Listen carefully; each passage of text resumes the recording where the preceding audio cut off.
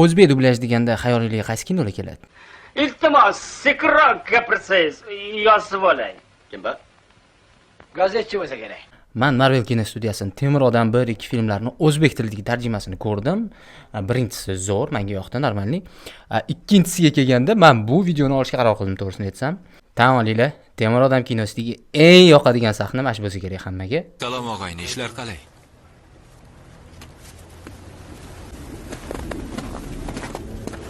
Buni biz ko'plab yillar o'tgandan keyin bilganmiz, lekin haligacha faxrlanamiz.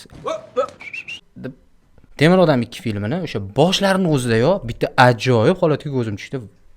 Strak Expo'ga xush kelibsiz. Strak Expo. Strak Expo. Janob Max.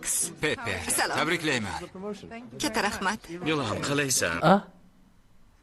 Max. Men ketdim, raspakovkamni ola qoling. Xullas tushunishinglar uchun Elon Musk bitta Milan Max deb aytilyapti. Natali Stark Industries'ga. Kinoni o'rtasidan o'tgandan keyin, даже oxirlariga kelib qolgandan keyin Temir odam akamiz tushunib qoldilarki, familiyalari Stark emas, Stark aka. Kelajak kaliti shu yerda. Jayrus, Madiyani to'laligicha joylashtira olasanmi? Boshqatdan. Jayrus. Bu birinchi holat emas. Bu nimaga o'xshaydi, Jayrus? Nimaga o'xsharkina Jayrus? Etta professional dublyaj aktyor-aktrisalar ishtirok etishgan. Tarjimada xato ketgandir degan xayol kelib qoldi menga. Bitta narsani tushunib yetdim. Temir odam 1 filmi rus tilidan tarjima qilingan ekan. Sizni ma'ruzangiz. Sen haqida gap yo'q. Temir odam 2 bo'lsa, ingliz tilidan.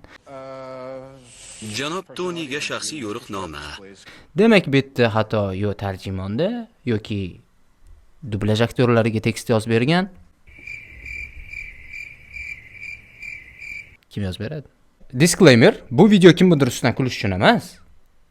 Mana shunaqa tarjima kinolarni chiqarayotgan studiyalar o'z ishlariga e'tiborli bo'lib, mana shunaqa mayda detallarga e'tibor bersa, kinoni maza qilib ko'ramiz. Mana shu xatolar bizni kino ixlosmandlariga menimcha katta bir turtki bo'tir boshqa tilda ko'rishimizga. Tarjimalari yaxshi bo'lsa, tekstlarni to'g'ri o'qishsa, menimcha maza qilib ko'ramiz. Bunaqa kinolar tiqilib yotibdi, men bularni sizlarga ko'rsatib berishga harakat qilaman.